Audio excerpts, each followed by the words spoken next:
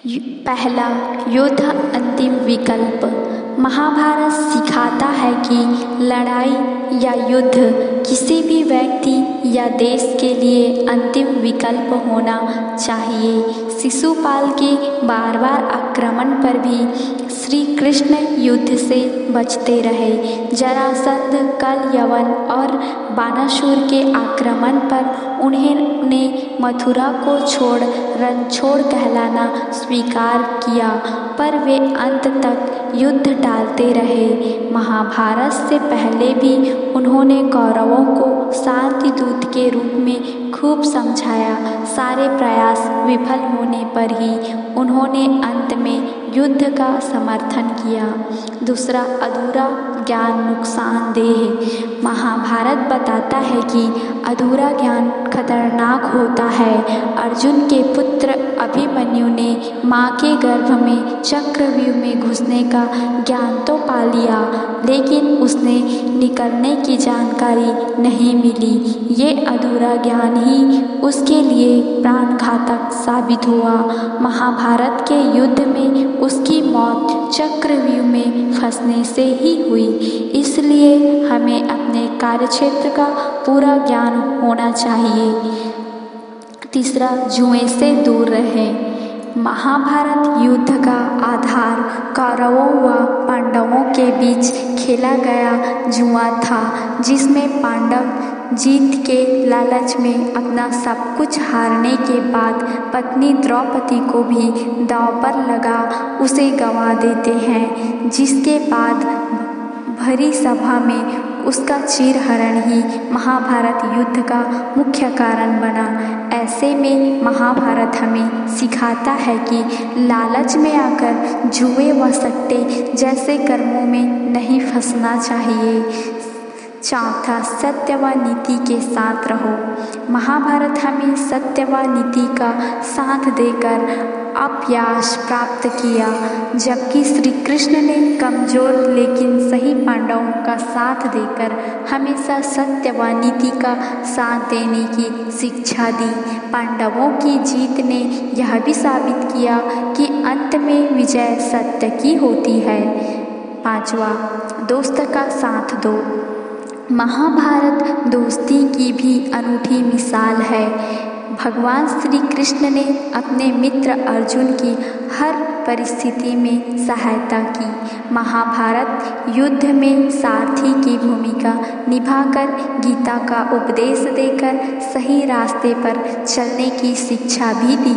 महाभारत में कारण व दुर्योधन की मित्रता भी यह सीख देती है कि दोस्त यदि गलत है तो उसका साथ नहीं देना चाहिए, वरना उसकी गिनती खलनायकों में होती है और वह अपयश का भागी होता है। छठवां, संतान का अनुचित मोह गलत। धृतराष्ट्र ने बेटे दुर्योधन को राजा बनाने के लिए उसके हर पाप में साथ दिया। उसके मोह के कारण ही महाभारत के युद्ध की नौबत आई। यदि वह निष्पक्ष होकर युधिष्ठिर को राजा बना देता या उन्हें संपत्ति में हिस्सा दे देता तो विनाशकारी महायुद्ध बच सकता था, पर उसने ऐसा नहीं किया, जिसका खामियाजा उसे अपने 100 बेटों की मौत से चुकाना पड़ा। ऐसे में महाभारत सिखाता है कि पुत्र मोह में फंसकर उसके गलत कार्यों का समर्थन नहीं करना चाहिए। सातवां, लक्ष्य पर ध्यान रखो। धनुष विद्या प्राप्त करते समय गुरु द्रोणाचार्य ने जब पेड़ पर पक्षी को निशाना बनाने को कहा तो सब शिष्यों ने पक्षी के अलग अलग अंगों के देखे जाने की बात कही, पर अर्जुन ने केवल उसकी आँख को लक्ष्य कर केवल वही देखने की बात कही। इसी तरह द्रौपदी के स्वयंवर में भी अर्जुन ने केवल मछली की आँख को ही लक्ष्य बना उसे भेद दिया। इससे साबित होता है अपने लक्ष्य पर केंद्रित रहकर ही मनुष्य सफल हो सकता है। आठवां, हक मत छीनो। महाभारत दूसरों का हक नहीं छीनने की भी सीख देता है।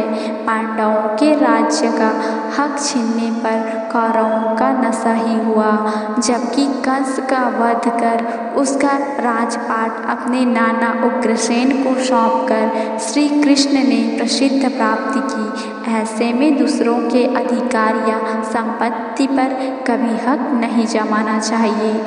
9वां, एकलव्य जैसा हो जुनून। महाभारत में एकलव्य को धनुष विद्या सीखने के लिए गुरु नहीं मिले, पर उसने इस विद्या को सीखने का संकल्प लेकर अभ्यास कर ही धनुष विद्या में महारत हासिल कर लिया। ये कथा हमें सीख देती है कि मनुष्य अभ्यास, मेहनत व संकल्प से ही किसी भी क्षेत्र में सफलता हासिल कर सकता है। 10वां, कर्म करते रहने की सीख। भागवत गीता भी महाभारत का ही हिस्सा है, जिसमें श्री कृष्ण ने काम, क्रोध व लालच से दूर रहते हुए कर्म करने की अनूठी सीख दी। उन्होंने कहा कि मनुष्य को आकर्मण्य, आलसी या निष्क्रिय न रहते हुए वर्तमान में जीते हुए निष्काम कर्म करते रहना चाहिए। गीता के उपदेश आज भी प्रासंगिक होने की वजह से आम जीवन से लेकर मैनेजमेंट की कक्षाओं तक पढ़ाए जा रहे हैं। 11वां, नैतिक मूल्यों की शिक्षा। महाभारत पग पग पर नैतिक मूल्यों की शिक्षा देता है। जैसे अनुशासन पर्व में पितामह भीष्म ने कहा कि भूमि के समान कोई दान नहीं, माता के समान कोई गुरु नहीं, सत्य के समान कोई धर्म नहीं और दान के समान कोई पुण्य नहीं। यदि इन मूल्यों को स्वीकार ले तो समाज से जमीन जायदाद के झगड़े, माता पिता की दुर्गति, गरीबी सरीखी समस्याएं दूर हो सकती है। 12वां, राजनीति की सीख। महाभारत राजनीतिक शिक्षा भी देता है। यह ग्रंथ सिखाता है कि अन्यायपूर्ण किया गया शासन ज़्यादा समय तक नहीं ठहरता। राजा को हमेशा धर्मपूर्वक शासन करता रहना चाहिए। समानता, स्वतंत्रता व न्याय तक सबकी पहुँच होनी चाहिए। ऐसा नहीं होने पर शासक का कंस व कौरवों जैसा हाल होता है। 13, आत्मनिर्भरता की सीख। महाभारत में एक चक्र राज्य का राजा अपने बल की बजाय बकासुर राक्षस के बल पर राज करता था। लोगों की बलि मांगने पर भी राजा बकासुर के सामने असहाय था। बाद में भीम ने उसको मारकर प्रजा को उसके आतंक से मुक्त कराया। ये कथा दूसरों के भरोसे रहने की बजाय आत्मनिर्भरता की सीख देती है। 14, उकसावे से बचे। महाभारत के युद्ध का एक बड़ा कारण दुर्योधन को उसके मामा शकुनी द्वारा बार बार उकसाना भी था।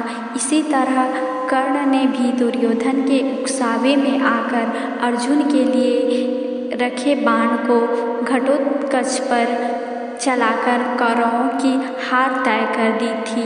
ऐसे में महाभारत हमें यह भी सिखाता है कि किसी के भी उकसावे में ना आकर अपने विवेक से काम लेना चाहिए।